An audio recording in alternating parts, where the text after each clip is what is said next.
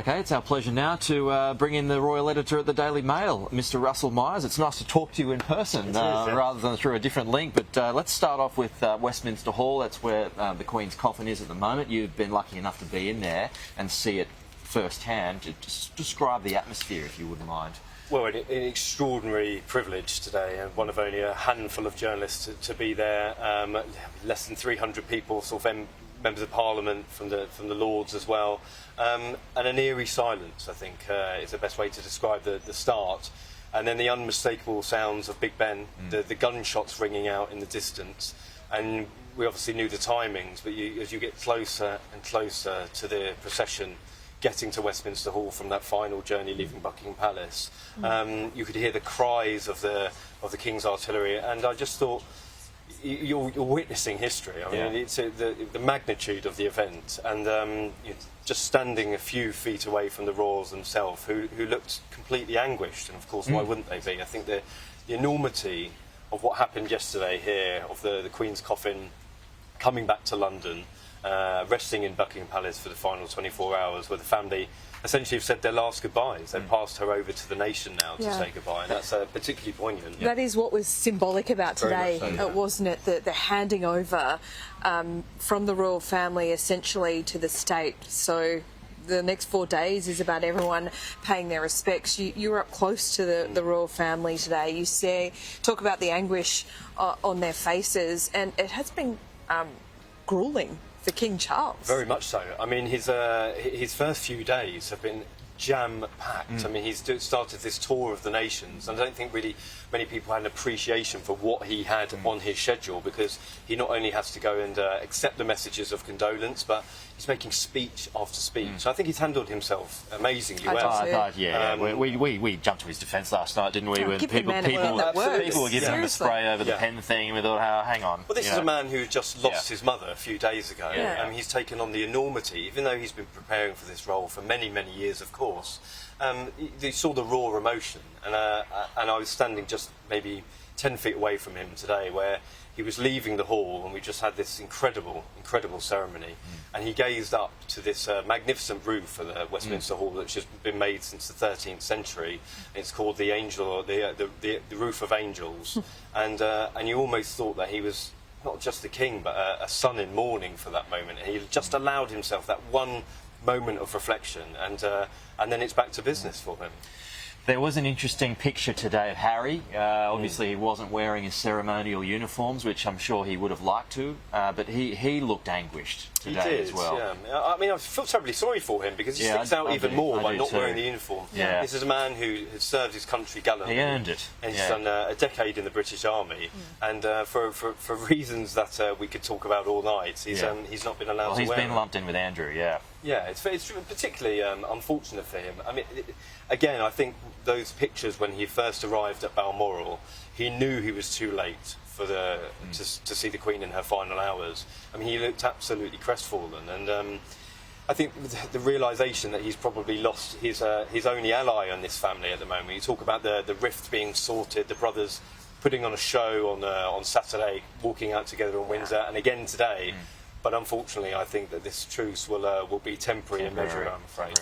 Russell, I find myself really drawn to the Princess Royal, Princess Anne, as we see this ceremony. I was today, and as I saw the coffin close up, a couple of metres away, I felt myself being drawn to her again. She is such an incredible figure, and probably someone we haven't paid too much attention to, because there are other royals that do make the headlines more often. What role does she play in the King Charles era? Because they're very close, aren't they? They are indeed, and I think that Princess Anne had always been sort of a chip off the old block of her father. She was into pursuit, she's out the outdoors life, she loved it. I love that about her. Yeah, absolutely. You know, the bit of rough and tumble with the boys, and certainly I don't think people really had an appreciation to the closeness that she had with her mother. Very, very emotionally involved. Her mother had a huge appreciation for how hard working she was. Her only daughter. Of course, and always in those lists about the hardest working royal, very, very stoic, steadfast.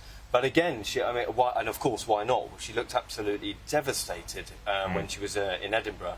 But she has not left the Queen's side throughout all of this. I mean, we had heard in a statement yesterday that she revealed she spent her last moments with her, indeed her last 24 hours, and very, very fitting, I thought, that she was accompanying her on that final flight home. So that was interesting. I read that, and so did she know then that?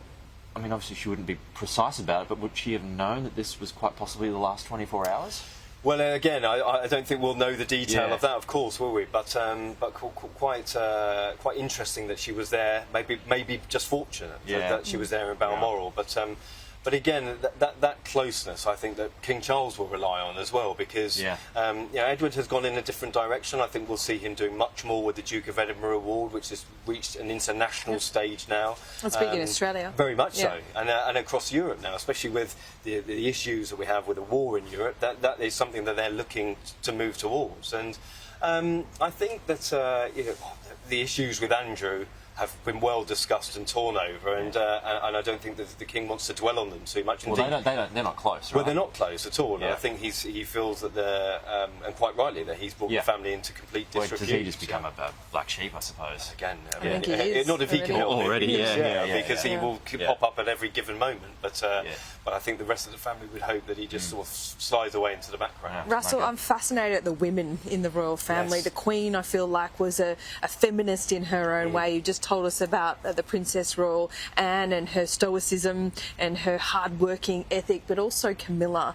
the rock for King Charles now. And we saw that with the pen incident. We're fascinated by it because everything is so rehearsed, everything is so planned. And when you see those fleeting moments of unguardedness, they're wonderful, actually. Not being critical, but they're just wonderful to see. I think we can't say enough about her. No, indeed. I think she's Well, you look at the causes that she's chosen very recent, and I've worked very closely on children's literacy with her. She's super passionate about it. And then she'd moved into the domestic violence sphere, and this is something that you would never expect a royal woman to tackle. But she'd had personal experience about it. She knew that people were suffering. She felt that she had a platform. What was her personal experience? One of her close friends had suffered domestic violence, and so she sort of realised, well, what can I do? There must be more women like this. And then she met a mother whose daughter had been beaten to death by her husband on an engagement, and then she said, you know what, I'm going to turn my hand to this. And she's made such a huge success of it. The conversation is much more mainstream now as it had been, but she has really made great strides, and spending time with her, I can't say enough about her. I think she's fantastic.